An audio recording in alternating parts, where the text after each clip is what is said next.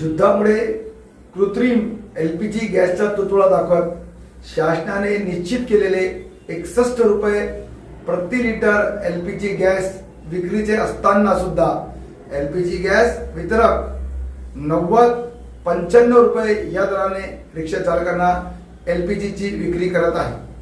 या संदर्भात लाल बावटा रिक्षा चालक संघटनेने जिल्हाधिकारी यांना निवेदन सादर करून पुरवठा अधिकारी यांच्याशी एलपीजी दराबाबत चर्चा केली। परंतु जर तुमच्या जिल्हा कार्यालय असताना डे टू डे रेट हा काळा बाजार झाला ना सर। कंपनीचा सेंट्रलच्या कंपनीचं कोणते रेट आपण थांबवणार? नाही थांबवणार म्हणजे जर ते सरकारने जाहीर केलेल्या रेट पेक्षा जर जास्त घेत असतील नाही, मी आधी चर्चा करतो, कळवतो पण त्यांना लेखीमध्ये। नाही, मला आपल्याला विचारायचं आहे की जर सेंट्रल सरकारने जाहीर केलेल्या रेट पेक्षा जर जास्त घेत असतील तर कारवाई करायचे अधिकार आपल्यालाच आहेत ना। मग ती कारवाई करा ना सर, आपण अशी ही विनंती करण्यासाठी आलो। विषय निघाला पहिल्यांदा, म्हणजे आमच्याकडे विषय झाला आणि बाकीच्या मी आता 9 दिवस झाला आम्ही कारवाई करतो, पण बाकीच्या विषयात कारवाई करतो। नाही, पण आमची पण काळजी घ्या सर स्वतः। 100% विषय निघाला म्हणलं नाही विषय न निघता नहीं, हमारे को सांगितलं नाही ना की हमारा रेट ज्यादा पड़ गया बोल के।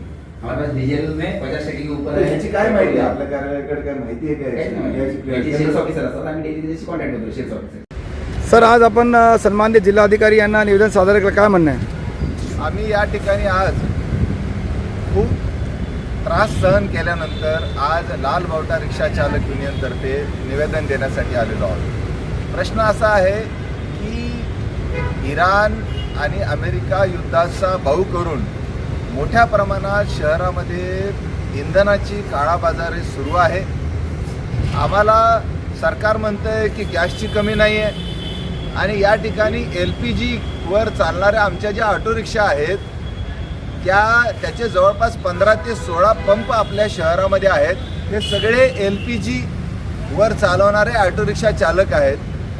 ग्राहकांना अत्यंत स्वस्तामध्ये ते एका ठिकाणाहून दुसऱ्या ठिकाणी पोहोचवतात। शासनाचे दर आहेत 61 रुपये प्रति लिटर, परंतु वेगवेगळ्या पंपावर वेगवेगळ्या पद्धतीनं मनमानी पद्धतीनं आमच्या रिक्षा चालकांची लूट होऊ लागलेली आहे।